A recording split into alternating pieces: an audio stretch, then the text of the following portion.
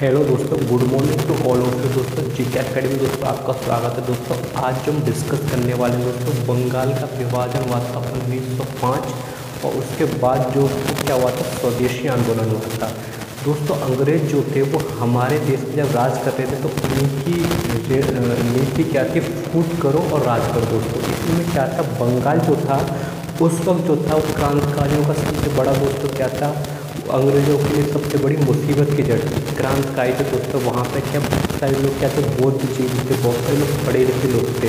वहाँ पे हिंदू मुस्लिम जो समान आबादी में थे और काफ़ी अच्छे तरीके से उनके क्या रिलेशन बहुत अच्छे थे। अंग्रेज़ों के खिलाफ दोस्तों क्या बगावत वहाँ से बहुत ज़्यादा हुई।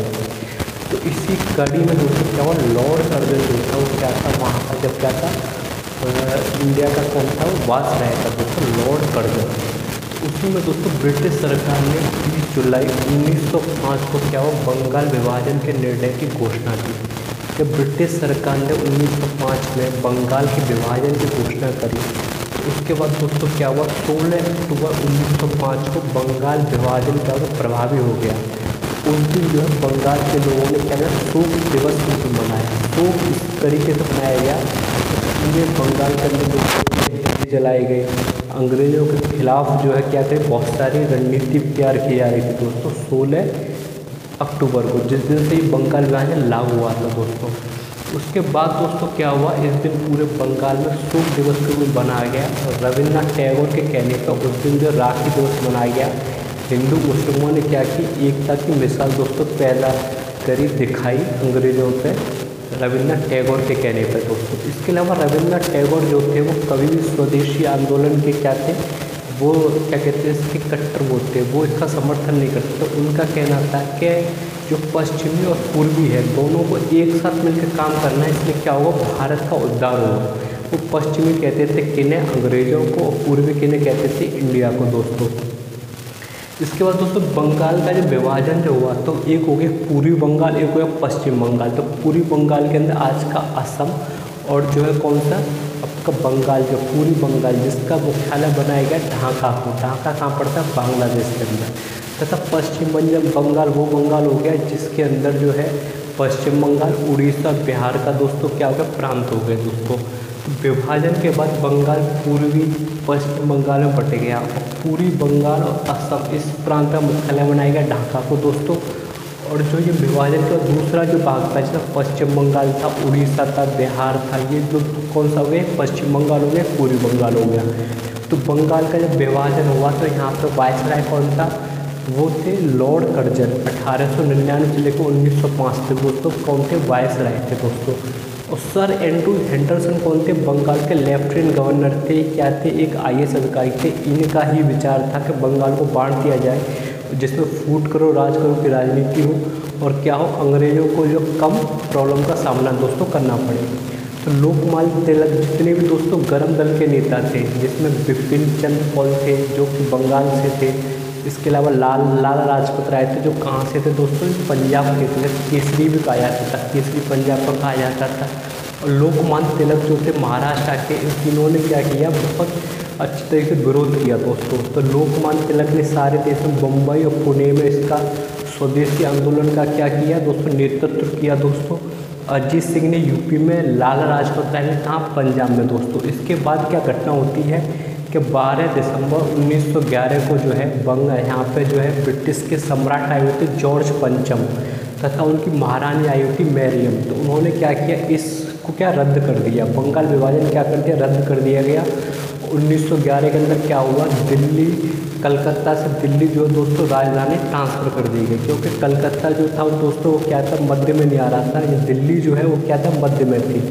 इसलिए दोस्तों क्या हुआ, राजधानी ट्रांसफ़र कर दी गई। इसके अलावा उन्होंने क्या किया कि इस बंगाल विभाजन को रद्द कर दिया और इसे बांट दिया, जिसमें कि एक स्टेट हो गया बिहार, एक उड़ीसा, एक हो गया आपका पश्चिम बंगाल दोस्तों। उसके बाद दोस्तों बात करें तो इसके बाद दोस्तों बात करेंगे तो कांग्रेस के दोस्तों कुछ जो बहुत ही ज़्यादा इम्पोर्टेंट क्या है, सम्मेलन हुए दोस्तों उसी दौर में। तो 1905 में कांग्रेस के ना बनारस, कलकत्ता, सूरत अधिवेशन हुए, जो कि बहुत ज़्यादा इम्पोर्टेंट है, जो कि अब पता होना चाहिए। तो 1905 में दोस्तों जब बंगाल का विभाजन हुआ तो पूछा जाता है कि कांग्रेस का अधिवेशन कहाँ हुआ था, कौन इसका अध्यक्ष था। तो कांग्रेस का अधिवेशन 1905 में कहाँ हुआ था? बनारस में हुआ था। गोपाल कृष्ण गोखले कौन थे? इसके अध्यक्ष थे। 1905 में गोपाल कृष्ण गोखले ने क्या है, सर्वेंट ऑफ इंडिया की क्या रखी, एक नींव रखी दोस्तों, सर्वेंट ऑफ इंडियन सोसाइटी की दोस्तों। तो 1905 में गोपाल कृष्ण गोखले ने बनारस अधिवेशन 1905 के क्या अध्यक्ष थे दोस्तों। उसके अलावा 1906 में जब होता है कलकत्ता में अधिवेशन, तो ऐसा लगा कि जो कांग्रेस जो है विभाजन हो जाएगी गर्म दल और नरम दल की वजह से, क्योंकि अध्यक्ष पद को लेकर दोस्तों गर्म दल और नरम दल में काफ़ी क्या बहस हुई। इसे देखते हुए 1906 में कलकत्ता अधिवेशन में जो दादा भाई नेहरू जी को क्या है, जिन्हें ग्रैंड ओल्ड मैन कहा जाता है, उन्हें अध्यक्ष चुना गया। उनके अध्यक्षता के कारण क्या हुआ, ये विभाजन जो कांग्रेस का टल गया।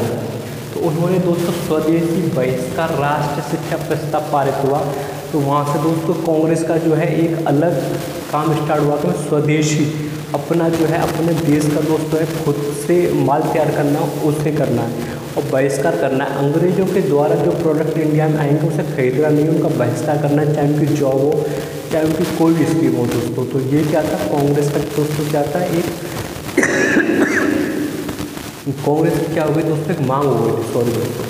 उसके बाद दोस्तों 1907 में सूरत में अधिवेशन होता है। तो यहाँ पे क्या होता है, कांग्रेस के जो होते हैं गरम दल वाले वो चाहते हैं लाला लाजपत राय को अध्यक्ष बने, और जो नरम दल वाले वो चाहते थे रास बिहारी बोस यहाँ पे अध्यक्ष बने। इस तरीके से दोस्तों क्या होता है कि सूरत अधिवेशन में कांग्रेस का विभाजन हो जाता है नरम दल और गरम दल में। जो गरम दल होगा उसके अंदर थे बिपिन चंद्र पाल, लाला लाजपत राय और लोकमान्य तिलक और अरविंद घोष। इसके अलावा दोस्तों जो आपके नरम दल के हो गए वो उसमें हो गए दादा भाई नेहरू जी, गोपाल कृष्ण गोखले और रास बिहारी बोस। तो इसके अध्यक्ष जो रहते हैं दोस्तों 1907 में सूरत में अधिवेशन होता है, तो उसके अध्यक्ष जो बनाए जाते हैं वो रास बिहारी बोस बनाए जाते हैं दोस्तों। उसी के बाद दोस्तों क्या होता है कि मुस्लिम लीग की दोस्तों स्थापना होती है 1906 में। तो दोस्तों उसके बाद क्या होता है, मुस्लिम लीग का गठन होता है 1906 में। दिसंबर 1906 में ढाका में जो नवाब सलीमुल्लाह खान ने भारतीय मुस्लिम लीग की क्या क्या स्थापना करी। दोस्तों पूछा जाता है कि भारतीय मुस्लिम लीग की स्थापना कब हुई थी, तो ढाका में 1906 में। जो बकार अल मुल्क जो थे वो अध्यक्ष थे दोस्तों, लखनऊ में इसका मुख्यालय बनाया गया दोस्तों। इसके अलावा आगा खां जो थे इसके क्या थे, प्रथम अध्यक्ष बनाए गए दोस्तों। 1907 में मुस्लिम लीग कराची अधिवेशन हुआ। 1908 में दोस्तों कहाँ पे अधिवेशन हुआ है, अमृतसर के अंदर अधिवेशन हुआ, जिसमें कहा गया कि मुस्लिमों के हितों के लिए क्या मुस्लिमों के लिए अलग से जो है क्या है इलेक्शन की सुविधा प्रदान की जाए, पृथक क्या करेंगे वो चुनाव लड़ेंगे मुसलमान जो है दोस्तों। इसका जो मेन उद्देश्य था मुस्लिम लीग का क्या था कि अंग्रेज़ों का फेवर करना है और मुसलमानों के लिए कुछ गलत होना है तो उनके साथ दोस्तों खड़ा रहना है। तो इस तरीके से मुस्लिम लीग का गठन हुआ 1906 में दोस्तों। ऑप्शन दे दिया था मोहम्मद अली जिन्ना। तो मोहम्मद अली जिन्ना कभी टिक नहीं करके आना दोस्तों, क्योंकि मुस्लिम लीग में जो लोग समझते हैं मोहम्मद अली जिन्ना ने पार्टी बनाई दोस्तों। इसका जो पार्टी बनाई थी उसके अध्यक्ष थे आगा खां, और जो इसके जो ढाका के नवाब थे सलीमुल्लाह खां, उन्होंने इसकी क्या नींव रखी थी दोस्तों। तो ये सारे हमारे दोस्तों आज का टॉपिक में हमारा जो है बंगाल का विभाजन। उसके बाद दोस्तों हमारा कांग्रेस के दोस्तों 3 अधिवेशन, पहला जो है बनारस वाला, सेकंड जो कलकत्ता वाला, तीसरा सूरत वाला। उसमें मुस्लिम लीग का गठन 1936 समाप्त होता है। अगले अध्याय में दोस्तों बात करेंगे मोहल्ले मिनटों में क्या क्या वो लाइफ में क्या क्या सुधार हुए हैं। तो ज़्यादा से ज़्यादा दोस्तों वीडियो को लाइक करें, शेयर करें, सब्सक्राइब करें। Thank you for listening, thank you for thank you.